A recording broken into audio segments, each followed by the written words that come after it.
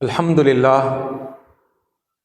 للہ رب العالمین والصلاة والسلام علی رسولہ الامین وعلی آلہ واصحابہ اجمعین، اما بعد۔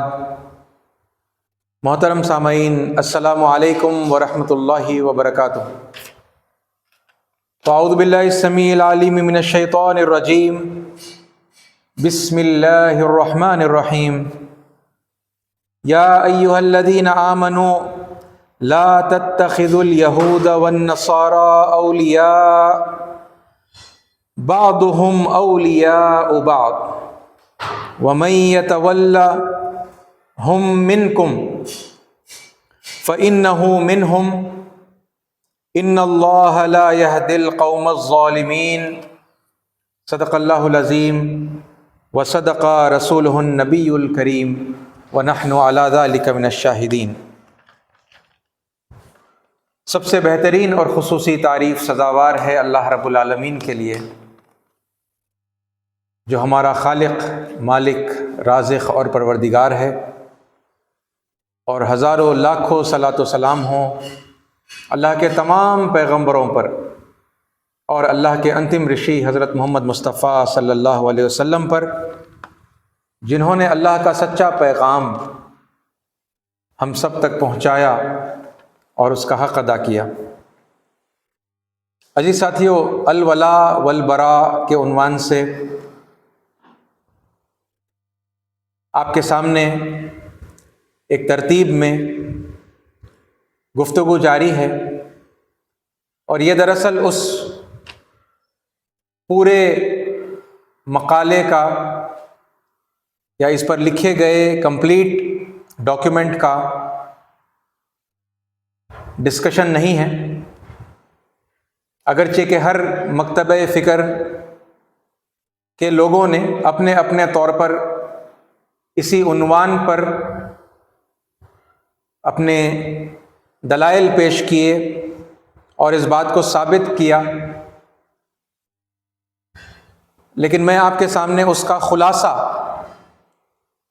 پیش کر رہا ہوں، جو 6 سوالات کی شکل میں ہیں، جس میں سے 3 سوال میں نے اس سے پہلے آپ کے سامنے رکھ دیے، اور چوتھے سوال پر پچھلے جمعہ میں بات چیت ہو رہی تھی، اور بہرحال اسی پر اور آگے ہم گفتگو کریں گے۔ اے ساتھیو، ان باتوں کو سمجھنے کے لیے وہ پس منظر ضروری ہے جو میں اس سے پہلے رکھتا ہوا آیا ہوں، اور پچھلے جمعہ میں جو میں نے آپ کے سامنے قرآن مجید کے احکامات کے ایک براڈ کلاسیفیکیشن کو رکھا تھا کہ بعض احکامات رسول کی موجودگی سے تعلق رکھتے ہیں اور رسول کی موجودگی میں اتمام حجت ہوتا ہے، اور اسی دنیا میں خدا کی عدالت قائم کی جاتی ہے اور ایمان لانے والوں کو نجات یا ریوارڈ اور رضوان اللہ تعالی علیہم اجمعین کا خطاب ملتا ہے کہ اللہ ان سے راضی ہو گیا، اور جو انکار کرنے والے ہوتے ہیں انہیں اپنے انکار پر سزا اسی دنیا میں دے دی جاتی ہے۔ دوسرا جو کیٹیگرائزیشن ہے احکامات کا، وہ وقتی احکام ہیں جو کچھ خاص حالات کے اندر عمل کرنے کے لیے دیے جاتے ہیں۔ تو وقتی احکام کے اندر کی ایک خصوصی نوعیت جنگ کی ہوتی ہے، جنگ ایک وقتی یعنی مرحلہ ہوتا ہے، اور اس میں بھی میں نے آپ کے سامنے ایک یعنی کلاسیفیکیشن اس کا پھر بھی کیا، ٹھیک ہے، کیونکہ ساری جنگیں ایک جیسی نہیں ہوتی، تو اس میں جو ایک براڈ تفریق ہمیں ملتی ہے کہ وہ جنگ جو ایمان اور کفر کے لیے کی جائے، کافروں کو سزا دینے کے لیے ایمان والوں کے ہاتھوں جو جنگ کی جاتی ہے، وہ ایک الگ نوعیت کی جنگ ہوتی ہے، اور ظلم اور زیادتی اور بے انصافی، ناانصافی کو ختم کرنے کی ایک اور جنگ ہوتی ہے۔ تو یہ جو جنگ ایمان اور کفر کی ہوتی ہے، اس کا تعلق بھی راست پیغمبر سے ہوتا ہے، اور جو ظلم اور زیادتی کے خلاف جو جنگ ہوتی ہے وہ پیغمبر بھی کرتے ہیں لیکن پیغمبر کی غیر موجودگی میں بھی مختلف حکومتیں ہے نا، ممالک اور ممالک کے ایڈمنسٹریشن، ملک اپنے فوجوں کے ذریعے سے کہیں پر ظلم اور زیادتی ہو رہی ہے تو اس کے خاتمے کے لیے وہ جنگ کرتے ہیں. یہ دنیا میں ہم لگاتار دیکھتے ہی ہیں. یہ یعنی وقتی احکامات کے حوالے سے جنگ اور جنگ کی یہ دو قسمیں میں نے آپ کے سامنے رکھی، اور پھر عام احکامات جو ہر وقت یعنی کرنے کے ہوتے ہیں عام طور پر، تو پھر وہ عام احکامات ہوتے ہیں اور یعنی انہیں رسول کی موجودگی میں بھی کیا جائے گا. جنگ کے اور وقتی یعنی حالات جو یعنی اسپیشل سرکمسٹانسز ہیں تو ان میں بھی کیا جائے گا، اور عام حالات میں بھی ان کا اطلاق ہوتا ہے تو ان کو بھی کنٹینیو کیا جائے گا. یہ ایک براڈ کلاسیفیکیشن آپ کو میں نے بتایا تھا ہے نا. اور پھر اس چیز کو پھر یعنی یاد دلاتے ہوئے کہ محمد صلی اللہ علیہ وسلم کی حیثیت عبدہ و رسولہ ہے نا، جو ہم اپنے تشہد کے اقرار کے اعلان کے اندر پڑھتے ہیں کہ اشہد ان لا الہ الا اللہ وحدہ لا شریک لہ واشہد ان محمدا عبدہ و رسولہ ہے نا. رسول کے حوالے سے، محمد صلی اللہ علیہ وسلم کے حوالے سے ہم یہ گواہی دیتے ہیں کہ محمد صلی اللہ علیہ وسلم اللہ کے بندے بھی ہیں اور رسول بھی ہیں. تو لہٰذا آپ کی یہ دو ذمہ داریاں ہیں ہے نا. تو کچھ خصوصی احکامات آپ کے لیے تھے بحیثیت رسول ہے نا، وہ آپ کو ذمہ داریاں دی گئی تھی خصوصی اعتبار سے رسول کی حیثیت سے. وہ ذمہ داریاں آپ ہی کے لیے خاص ہیں جو آپ صلی اللہ علیہ وسلم نے اپنے صحابہ کے ذریعے سے انجام دیے، اور ہم ان ذمہ داریوں کو اپنے اوپر نہیں لے سکتے کیونکہ محمد صلی اللہ علیہ وسلم اللہ کے آخری رسول ہیں، اور آپ کے بعد پھر کوئی نبی نہیں آنے والا ہے. آپ خاتم النبیین ہیں، آپ ختم الرسل ہیں ہے نا. تو لہٰذا کوئی اور آپ کے بعد میں آنے والا اپنے آپ کو نبی اور رسول کہہ کر ان ذمہ داریوں کو اختیار نہیں کر سکتا. اور یہ بات مسلمہ حقیقت کے طور پر یعنی ہم سب یعنی عام مسلمان بھی جانتا ہے کہ ہم رسول نہیں ہیں ہے نا. اللہ کی طرف سے اپوائنٹ ہوئے رسول ہم نہیں ہیں، ہم بندے ہیں اللہ کے غلام ہیں. تو محمد صلی اللہ علیہ وسلم کے عبد والے رول کو ہی ہم لے سکتے ہیں ہے نا. اس یعنی پس منظر سے آئیے تھوڑا سا اور یعنی تیزی سے ہم اس سوال کا جائزہ لیتے ہیں جس کے یعنی پہلے حصے پر میں پچھلی مرتبہ تبصرہ کر چکا ہوں. وہ پورا ایک مرتبہ میں یعنی پڑھ دیتا ہوں تھوڑے خلاصے کے ساتھ میں. یہ سوال نمبر 4 ہے کہ آج کل کے موجودہ جغرافیائی حالات کے باعث عقیدے الولا والبراء میں کتنی لچک ہے نا. یہ سوال تھا، اور اس کے پہلے پیراگراف میں یہ جواب دیا گیا کہ دینی معاملات حالات کے نہیں بلکہ مقاصد شریعت کے تابع ہوتے ہیں. اس پر میں نے تبصرہ کیا کہ یقیناً یہ بات سچی ہے، لیکن اس کے ساتھ ساتھ شریعت پھر انسان کے حالات کے تابع ہوتی ہے، اور اللہ نے خود شریعت کے اندر وہ لچک رکھی ہے کہ انسان کے حالات کے حساب سے اسے فلیکسیبل بنایا ہے. اور اس کے حلال و حرام وقتی نہیں بلکہ قیامت تک کے لیے ہیں ہے نا. پھر اس لچک کے ساتھ میں کہ مجبوری کے اندر، اسپیشل سرکمسٹانسز کے اندر حلال کو اسپیشل کنڈیشنز کے ساتھ میں حرام کو حلال کر دیا جاتا ہے، یا حلال بھی حرام ہو جاتا ہے. ٹھیک ہے.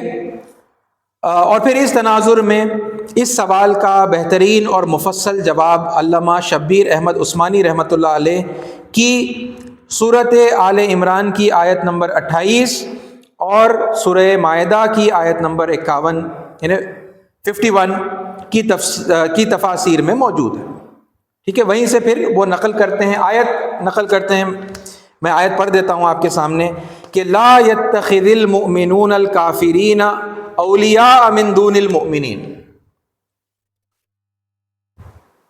یہ جو المؤمنین ہے، دیکھیے قرآن مجید کی یہ خاص بات ہے، یہ عربی زبان سے واقف جو لوگ بھی ہیں ہے نا، کم و بیش مطلب اس بات کو جانتے ہیں کہ کوئی بھی لفظ کے آگے جب ال لگتا ہے تو وہ کسی بات کو اسپیسیفائی کرنے کے لیے لگتا ہے.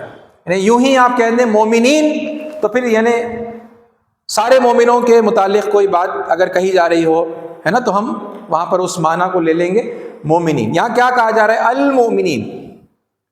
تو اس کانٹیکسٹ کے اندر موجود کچھ خاص یعنی مومنین کی بات ہو رہی ہے کہ ان کو یہ حکم دیا جا رہا ہے لا یتخذ المؤمنین الکافرین. الکافرین ٹھیک ہے، الکافرین اولیاء من دون المؤمنین. تو مومنوں کو چھوڑ کر مومنین ان کافروں کو، اسپیسیفک کافروں کو دوست نہ بنائیں. وَمَن يَفْعَلْ ذَلِكَ، اور جو کوئی ایسا کرے گا فَلَيْسَ مِنَ اللَّهِ فِي شَيْءٍ، تو پھر اللہ تعالیٰ سے اس کا کوئی تعلق نہیں ہے، کسی ایک معاملے میں بھی اس کا اللہ تعالیٰ سے کوئی تعلق نہیں ہے. إِلَّا أَن تَتَّقُوا مِنْهُمْ تُقَاةً، یعنی یہ جو دوستی منع کی جا رہی ہے مومنوں کو چھوڑ کر صرف کافروں سے دوستی کرنے کو، یہ جو منع کیا جا رہا ہے یہ ایک ہی کنڈیشن، ایک ہی صورتحال میں اس کی اجازت ہے، اور وہ یہ ہے کہ اگر مومنوں کو کافروں سے کسی خطرے کا اندیشہ ہو، کسی نقصان کا، بڑے نقصان کا، تکلیف کا اندیشہ ہو تو پھر ایکسیپشن ہے اور یہ الاؤڈ ہے، پرمیسیبل ہے. وَيُحَذِّرُكُمُ اللَّهُ نَفْسَهُ، اور اللہ تمہیں اپنے آپ سے خبردار کرتا ہے، ڈراتا ہے. وَإِلَى اللَّهِ الْمَصِيرُ، اور اللہ ہی کی طرف تمہیں پلٹ کر جانا ہے.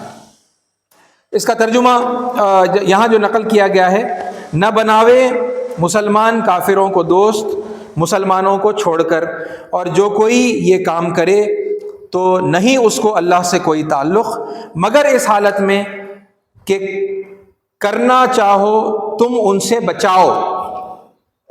یعنی یہ کافروں سے دوستی کرنے کا کنڈیشن ہے کہ تم اپنے بچاؤ کے لیے ان سے دوستی کر لو، اور اللہ تم کو ڈراتا ہے اپنے سے، اور اللہ ہی کی طرف لوٹ کر جانا ہے. یہاں آگے جواب کی مزید جو یعنی تفصیل ہے وہ میں پڑھ رہا ہوں. یعنی جب حکومت و سلطنت، جاہ و عزت اور ہر قسم کے تقلبات سے مراد بریکٹ میں الٹ پھیر، وہ تصرفات یعنی اختیار کی زمام یعنی لگام، کنٹرول اکیلے خداوند قدوس کے ہاتھ میں ہوئی تو مسلمانوں کو جو صحیح معنی میں اس پر یقین رکھتے ہیں شایان نہیں ہے، یہ ان کے شان کے مطابق نہیں ہے کہ اپنے اسلامی بھائیوں کی اخوت و دوستی پر اکتفا نہ کر کے، یعنی کافی ہو جانا چاہیے مسلمانوں کی دوستی، ان کی دوستی پر اکتفا نہ کر کے اسے کم سمجھتے ہوئے، انکمپلیٹ سمجھتے ہوئے خامخواہ دشمنان خدا کی موالات کا مطلب اتحاد یا دوستی، وہ مدارات یعنی دینی مصلحت کی خاطر کسی کے ساتھ نرمی برتنا، دینی مصلحت کی خاطر کسی کے ساتھ نرمی برتنا، اس کی طرف قدم بڑھائیں. خدا اور رسول صلی اللہ علیہ وسلم کے دشمن ان کے دوست کبھی نہیں بن سکتے. یہ اس آیت کی ایکسپلینیشن کے اندر یہ بات بتائی جا رہی ہے. جو اس خط میں پڑھے گا سمجھ لو کہ خدا کی محبت و موالات سے اسے کچھ سروکار نہیں. تھوڑی یعنی عام مسلمانوں کے لیے تھوڑی ٹف یعنی یہ اردو جو ہے وہ ہو سکتی ہے، ٹھیک ہے. تو موالات یعنی کہ وہی دوستی کا جو معاملہ ہے. مسلمان کی سب امیدیں اور خوف صرف خداوند رب العزت سے وابستہ ہونے چاہیے، اور ان کے اعتماد و وثوق یعنی ان کے اوپر جو ٹرسٹ اور ریلائبلٹی کی جو بات ہے، ٹھیک ہے، اور اس کے یعنی مسلمان کے اعتماد و وثوق اور محبت و مناصرت، ٹھیک ہے، محبت اور یہ جو مدد کی جو بات ہے، مدد کا ایکسپیکٹیشن ہے کہ مستحق وہی لوگ ہیں جو حق تعالی سے اسی قسم کا تعلق رکھتے ہیں. اوکے، تو یہ سب یعنی ٹرسٹ کرنا، ان کے اوپر ریلائی کرنا، بھروسہ کرنا، ٹھیک ہے، ان سے کوئی مدد کی امید لگانا، ان سے محبت کرنا، یہ کون ڈیزرو کرتا ہے؟ یہ صرف ایمان والے ہی ڈیزرو کرتے ہیں. اوکے، ہاں تدبیر و انتظام کے درجے میں کفار کے ضرر عظیم سے اپنے ضروری بچاؤ، یعنی کوئی ان کی خطرناک حملوں کی وجہ سے جس سے ہمیں نقصان پہنچ جائے، اس سے اپنے ضروری بچاؤ کے پہلو اور حفاظت کی صورتیں معقول و مشروع طریقے پر اختیار کرنا ترک موالات کے حکم سے اسی طرح مستثنیٰ ہیں۔ یعنی اب یہ صورتحال جو لچک کی جو بات ہو رہی ہے نا، کہ مطلب ان سے پھر یہ اب یہ دوستی کر لینا ہے نا اپنے بچاؤ کے لیے، ایسے سرکمسٹانسز پیش آئیں کہ ان سے جو ہے خطرہ ہو ہے نا، ان سے اپنے آپ کو بچانا ہو اور اپنی حفاظت کی صورت میں اوکے معقول یعنی دے شوڈ بی ریزنیبل اور شریعت کے مطابق انداز میں، شریعت کے حدود کے پابندی کرتے ہوئے، ٹھیک ہے، یہ موالات کے مطلب ترک کا جو حکم ہے اسی طرح مستثنیٰ ہے، اسی طرح ایگزمپٹڈ ہے ایسا کرنا ان سے دوستی، جیسے سورہ انفال میں، ٹھیک ہے، سورہ انفال کی آیت یہاں پر نقل کی گئی ہے، یہ میں آپ کے سامنے پڑھ دیتا ہوں، یہاں پر مطلب جو مین اس میں جواب ہے اس میں صرف اشارے ہیں، وَمَن يَتَوَلَّهُمْ يَوْمَئِذٍ دُبُرًا، ٹھیک ہے، تو یہاں پر اب ایک حکم دیا جا رہا ہے، وَمَن يُوَلِّهِمْ يَوْمَئِذٍ دُبُرَهُ إِلَّا مُتَحَرِّفًا لِقِتَالٍ أَوْ مُتَحَيِّزًا إِلَى فِئَةٍ فَقَدْ بَاءَ بِغَضَبٍ مِّنَ اللَّهِ وَمَأْوَاهُ جَهَنَّمُ وَبِئْسَ الْمَصِيرُ۔ یعنی یہاں اس آیت میں، آل عمران کی اس آیت میں، یہ جو کافروں سے دوستی کرنے کا یہ جو ایگزمپٹ ہے نا، یہ جو یہاں پر تذکرہ کیا گیا ہے وہ ویسا ہی ہے جیسے سورہ انفال میں کیا گیا تھا۔ اس کا میں ترجمہ آپ کے سامنے پڑھ رہا ہوں، جس نے یعنی یہ کیا ہے، یہ جنگ کا موقع ہے، ٹھیک ہے، جنگ میں اب دشمنوں سے آمنا سامنا ہو رہا ہے، لیکن اب کسی نے پیٹھ دکھائی، اس پر تبصرہ ہو رہا ہے کہ جس نے ایسے موقع پر پیٹھ پھیری، یعنی اب وہ اگر دشمنوں سے منہ پھیر کر جا رہا ہے، یعنی دشمنوں کو پیٹھ دکھا رہا ہے، تو یہ ان ایکسیپٹیبل بات ہے جنگ کے اندر، لیکن الا یہ کہ جنگی چال کے طور پر، یعنی وہ پیٹھ دکھا رہا ہے، بظاہر ایسا محسوس ہو رہا ہے کہ وہ میدان جنگ میں بھاگ رہا ہے دشمنوں سے، ہے نا، بزدلی اور وہ سب ہار مان چکا ہے، گیو اپ کر چکا ہے، وہ بھاگ رہا ہے، ایسا محسوس ہوتا ہے بظاہر دیکھنے والے کو کہ بھائی یہ کوئی پیٹھ دکھا کر دشمن کو بھاگ رہا ہے، تو یہ بالکل ایسا نہیں کرنا ہے، منع ہے، مگر ایکسیپشنز ہیں، الا یہ کہ ایسا کر سکتا ہے، کس صورت میں کر سکتا ہے، جنگی چال کے طور پر، ایک اسٹریٹجی ہے، وہ پلٹ کر کہیں پھر دوسری طرف سے وہ کچھ یعنی حملہ کرنے والا ہے تو اس لیے وہ پیٹھ دکھا رہا ہے، یا کسی دوسری فوج سے جا ملنے کے لیے، یہ دو کنڈیشنز بتائی گئی، تو وہ اللہ ان دو کنڈیشنز کے علاوہ اگر کوئی پھر دشمن کو جنگ کے دوران پیٹھ دکھا رہا ہے تب کیا ہوگا، تو وہ اللہ کے غضب میں گر جائے گا، اس کا ٹھکانہ جہنم ہوگا اور وہ بہت بری جائے بازگشت ہے۔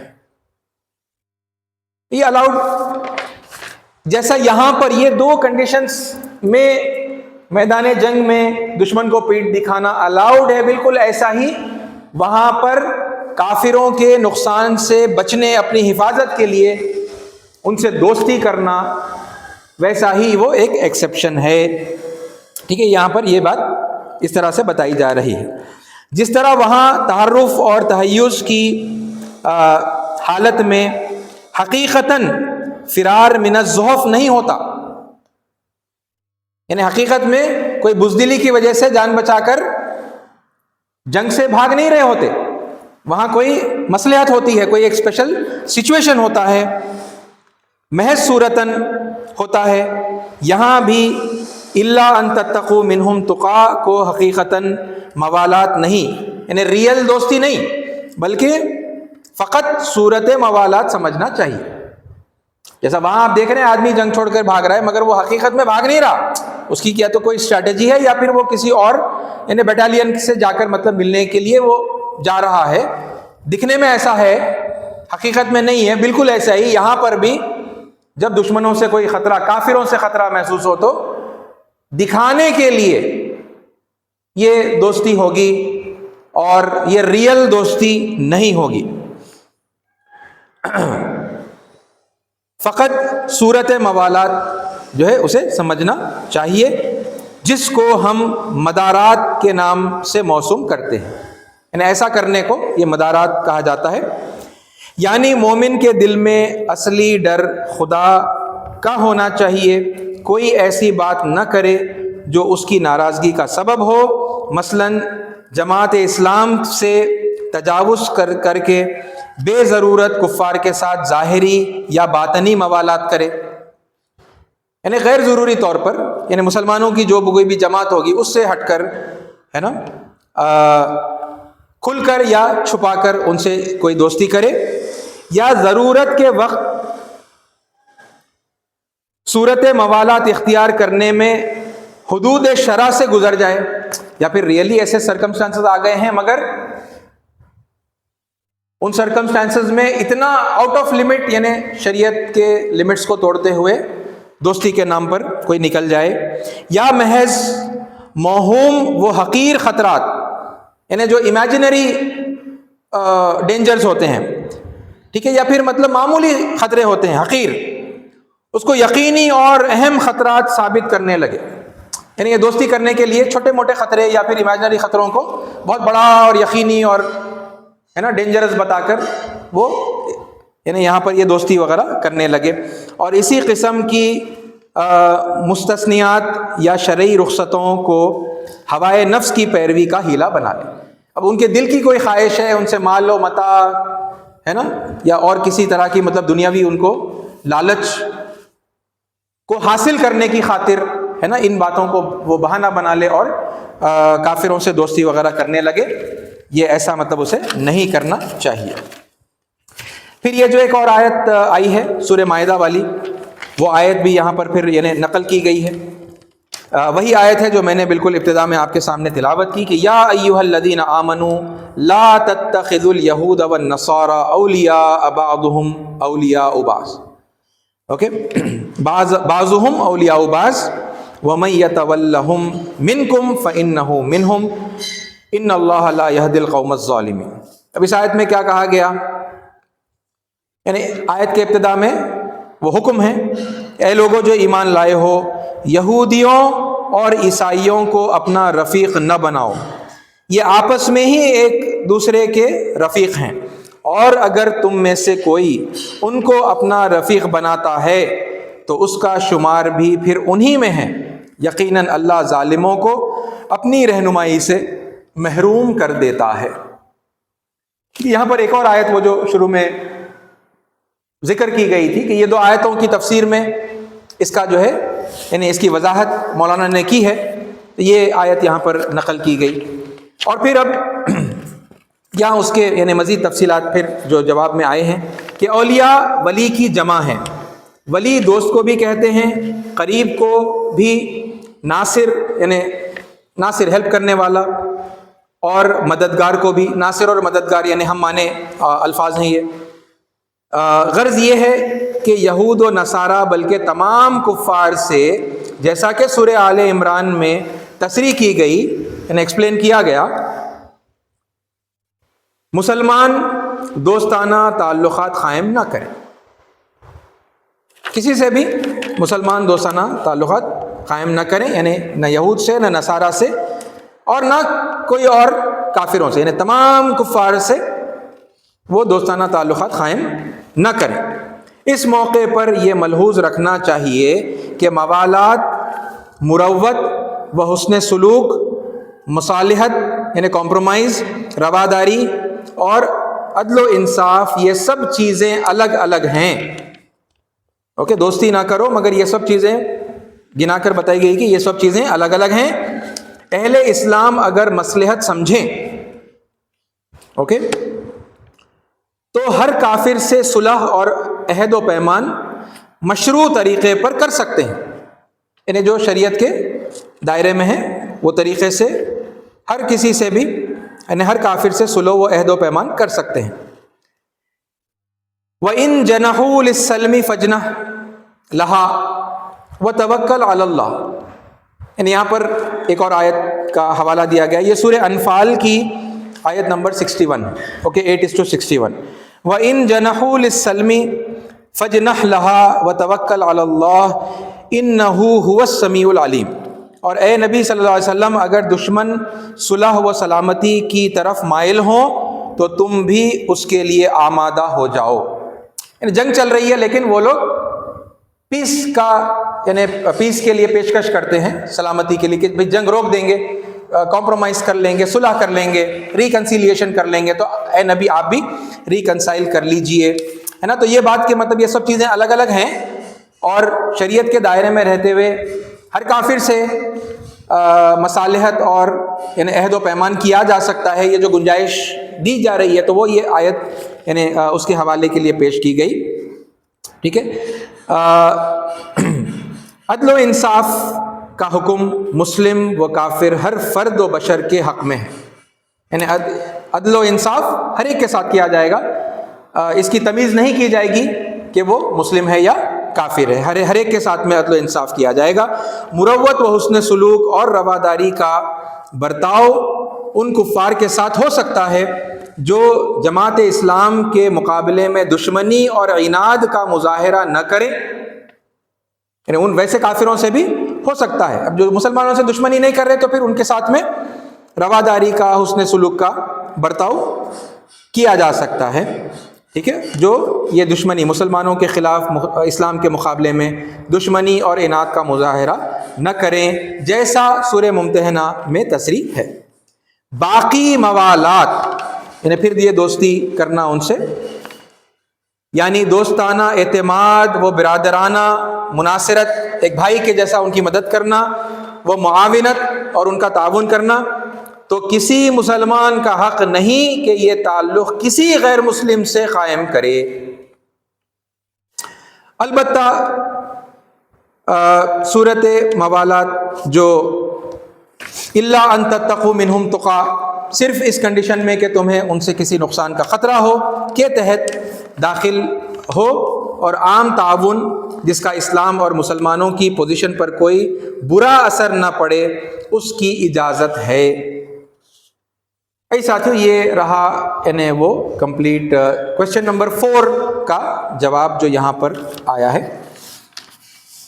اے ساتھیو اب یہاں جو تجزیہ مراد ہے، یہاں پر یہ بات آپ دیکھیں گے کہ مکس انداز کے اندر ہمارے سامنے آ رہی ہے کہ ان سے دوستی نہیں کر سکتے ہیں لیکن پھر کنڈیشنلی ان سے دوستی الاؤڈ ہے نا. یہ اور پھر شریعت کی یعنی پابندی میں رہتے ہوئے کسی شرعی حد کو پھلانگتے ہوئے ہے نا ان سے دوستی نہ کرنے کی جو ہے بات آ رہی ہے. لیکن یہاں پر ساتھ ساتھ یعنی ایک چیز جو یہاں پر ہو رہی ہے وہ یہ ہے کہ ان امور کو، یہ بیہیویئر کے سلسلے میں یہ جو ہدایتیں دی جا رہی ہیں، ان کو اگر اپنے صحیح کانٹیکسٹ میں رکھ کر دیکھا جائے تو پھر یہ ساری گفتگو عین مناسب ہے. صحیح کانٹیکسٹ کیا ہے؟ صحیح کانٹیکسٹ یہ ہے کہ یہ رسول کی موجودگی میں اور جنگ کے حالات میں، یعنی یہ جو آیت ہے آپ یعنی کوئی بھی تفسیر آپ اٹھا کر دیکھ لیجئے، شان نزول اٹھا کر دیکھیے، پس منظر اٹھا کر دیکھیے ان آیتوں کا. یہ جو سورہ آل عمران کی آیت نمبر 28 جہاں سے ہم بات شروع کیے ہیں، اور پھر یہود اور نصارہ کو دوست مت بناؤ، یہ سورہ مائدہ کی آیت نمبر 51 ہے نا. اور پھر یہ جو سورہ انفال کی آیت نمبر 16 کہ جنگ کے میدان میں تمہیں سے کوئی بھی پیٹ نہ دکھائے.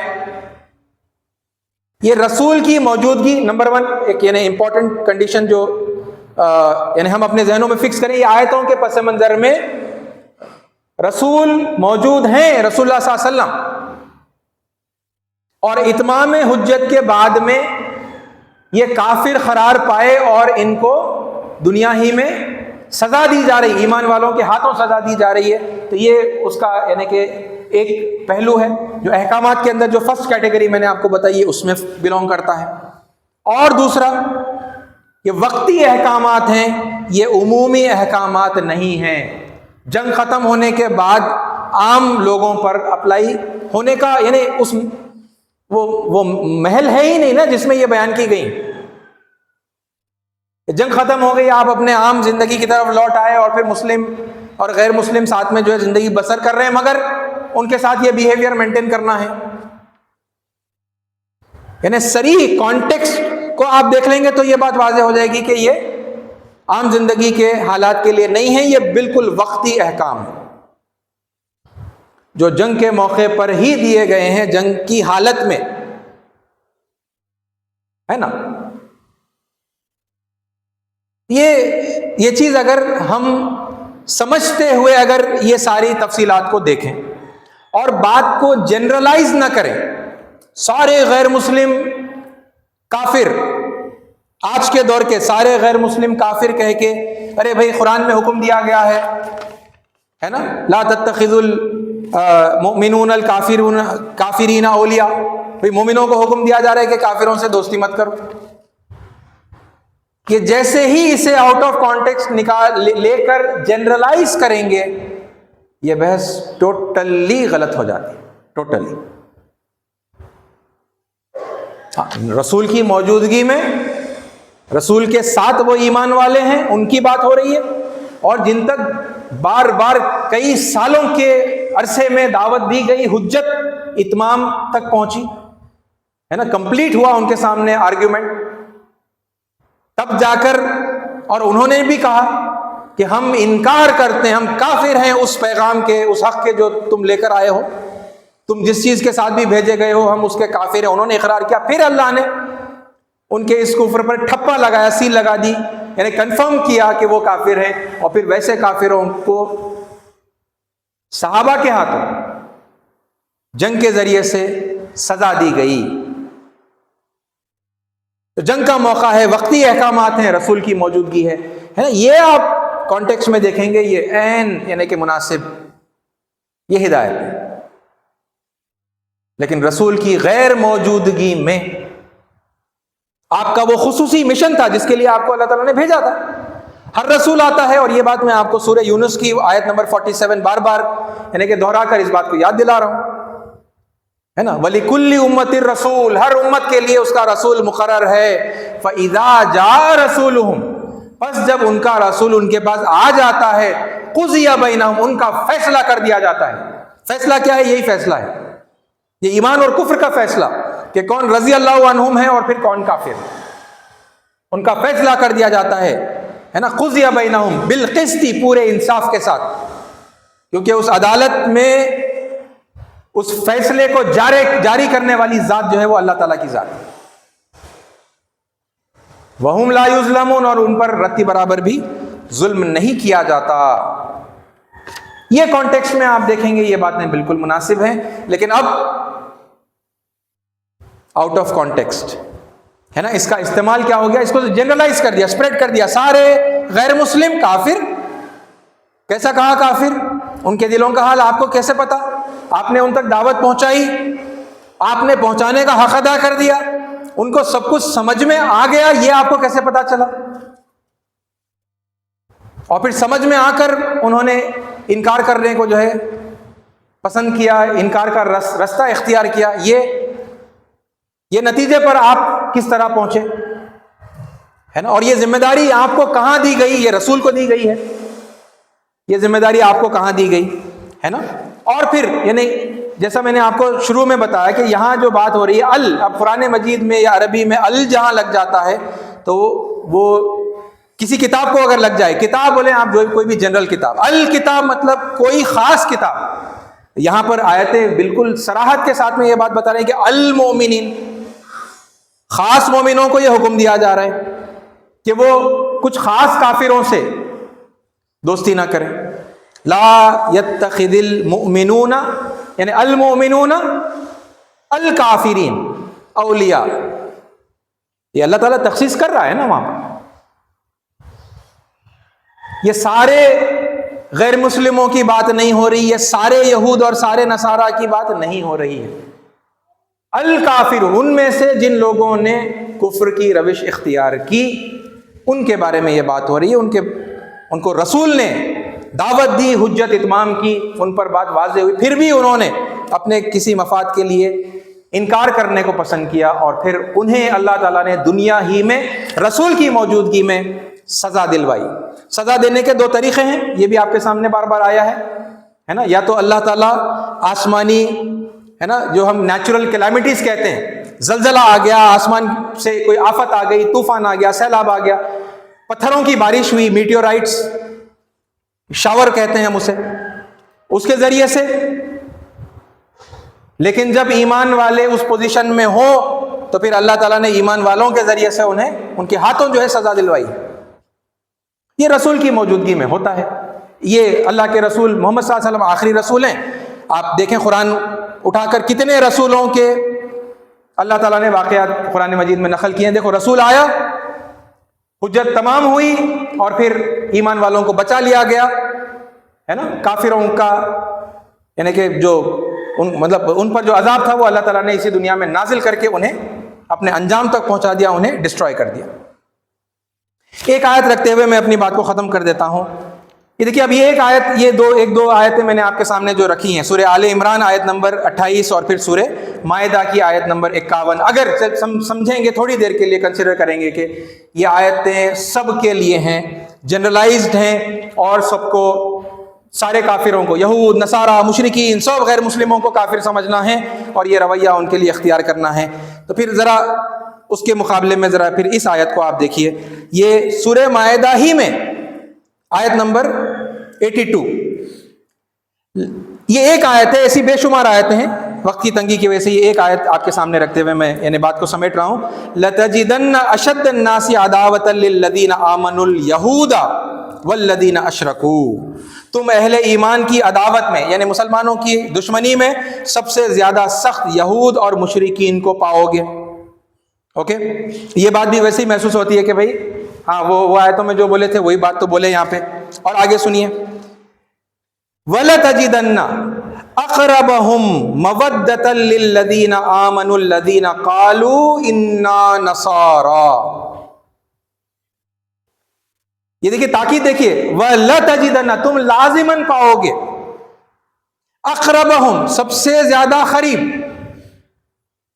قربہ مطلب قریب، اقرب مبالغے کا صیغہ ہے، اقرب سب سے زیادہ تمہارے قریب تم پاؤ گے، مودتاً وہ بھی کس چیز میں؟ مودت کے اندر، دلی خلوص لگاؤ کے اندر. کون ہیں وہ لوگ؟ الذین للذین آمنوا، ایمان والوں کے لیے یہ بہت زیادہ دلی خلوص اور محبت رکھنے والوں کو تم لازماً پاؤ گے. وہ کون لوگ ہوں گے؟ الذین قالوا انا نصارى، وہ جو کہتے ہیں کہ ہم عیسائی ہیں، ہم نصارہ ہیں، کرسچنس. آپ بس اس ایک آیت کو ان آیتوں کے مقابلے میں آپ رکھ لیں، وہ اس حصے کو، سارے یہودی کافر، سارے عیسائی کافر، سارے غیر مسلم کافر. تو پھر یہاں تو اللہ کہہ رہا ہے نا کہ تم نصارہ میں سے پاؤ گے، جو لازماً پاؤ گے، یہ نہیں کہ بائی چانس اور ہو سکتا ہے تم پاؤ گے، نہیں، لَتَجِدَنَّ لازماً تم پاؤ گے. اور ایسی ویسی خرابت نہیں، ایسی ویسی دوستی محبت نہیں، اقرب سب سے زیادہ قریب، سب سے زیادہ مودت والے ایمان والوں کے لیے. الذین قالوا انا نصارى. اب یعنی لوگ ہمارے سامنے یہ آیتیں رکھ کے انہوں نے کہا کہ بھئی ایک آیت میں آپ کہہ رہے ہیں سارے دشمن ہیں، دوسروں میں آپ کہہ رہے ہیں کہ بھئی عیسائی کم از کم آپ کے جگری دوست ہیں. اب ہو گیا نا قرآن میں کانٹرڈکشن. سمجھائیے پلیز، یہ کوشچن ہمارے سامنے رکھ دیا، آیتیں رکھ دی، قرآن رکھ دیا، بولے کہ دیکھو قرآن میں کانٹرڈکشن ہے، سمجھائیے. آپ ہی کی قرآن بتا رہی ہے کہ سارے کافر ہیں. آپ کا لٹریچر اس بات پر دلالت کر رہا ہے کہ آپ کے علماء کہہ رہے ہیں سارے کافر ہیں، سب کی گردنیں مارو. سب سے یہ رویہ برا کا، مومنوں سے الولا، کافروں سے البرا، بیزاری کا، نفرت کا، ان کے پیچھے پڑ جانا، ان کی کمر توڑنا، ان کا زور توڑنا، یہ رویے کے اوپر جو ہے گامزن ہو جاؤ. یہ آپ کے علماء نے لکھا ہے. آپ کی قرآن میں پھر یہاں پر لکھا ہوا ہے کہ بھئی یہ عیسائی تو آپ کے دوست ہیں. یہ کانٹرڈکشن کی بات ہے نا. دشمن ہے دوست ہیں، کوئی ایک بات بولیے آپ.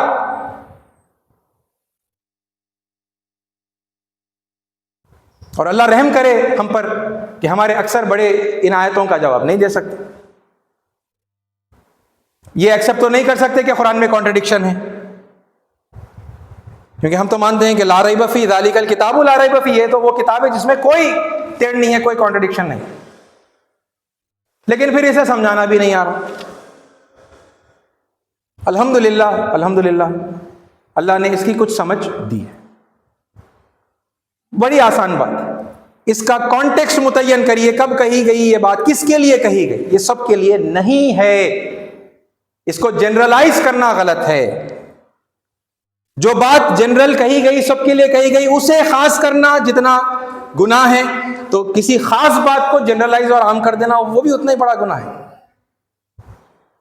اور یہاں یہ غلطی ہوئی ہے. یہ آیتیں پیش کی گئی, اور میں پھر آپ سے کہوں کہ دیکھیے ایک سٹڈی ہے, یہ غور و فکر کی بات ہے, اور یہ قرآن کے اوپر ہونے والے حملوں کا جواب ہے. اور قرآن ہی نہیں بلکہ حضور اکرم صلی اللہ علیہ وسلم پر اٹیک کر رہے ہیں. ٹیررزم کو پھیلانے والی کتاب کہہ رہے ہیں لوگ قرآن کو, اور رحمت کے رسول نہیں, زحمت کے رسول, ٹیررسٹ رسول, ٹیررزم کو پیدا کرنے والے رسول محمد صلی اللہ علیہ وسلم کو جو ہے لوگ القاب دے رہے ہیں. تو یہ ہم کیسے ٹھنڈے پیٹ جو ہے بیٹھ کر اپنے اپنے حلقوں کے اندر برداشت کر سکتے ہیں؟ یہ میری اور آپ کی, ہر ایمان والے کی ذمہ داری ہے کہ ہم آگے آئیں, ہم بتائیں کہ اس کا یہ مطلب نہیں ہے, اس کا صحیح مطلب یہ ہے. اور اس کے لیے یہ اقدام ہمیں کرنا ہوگا کہ جو غلط توجیہ تشریح ہوئی اسے ڈسون کریں, بتائیں کہ ہاں یہ غلط ہے, ہم اسے نہیں مانتے, اور صحیح توجیہ تشریح یہ ہے نا. اور کتنا آسان ہے. دیکھیے عبدہ و رسولہ, رسول اللہ کی خاص ذمہ داریاں ہیں. رسول اللہ ایک بندے کی حیثیت سے بھی آپ نے ایک نمونہ پیش کیا. میں اور آپ سارے مسلمان بندے ہیں, بندے والا رول ہم لے لیں. رسول کی خصوصی ذمہ داریاں ہم ادا نہیں کر سکتے, اللہ نے انہیں خاص کر کے دی تھی, ہمیں دی ہی نہیں. ساتھیو, یہ کچھ وضاحت تھی اس سوال کے جواب میں. امید ہے کہ میں کچھ باتیں آپ کو سمجھا پایا. انشاءاللہ اس پر آگے کی گفتگو, زندگی باقی رہی, اللہ نے موقع رکھا تو اگلے جمعہ میں ہم کریں گے. اللہ تعالی ہمیں حق بات کو سننے کی, سمجھنے کی, سمجھ کر قبول کرنے کی, دل سے اس پر عمل کرنے کی, اور پھر دوسروں تک پہنچانے کی توفیق عطا فرمائے. آمین. وآخر الدعوانا الحمدللہ رب العالمین.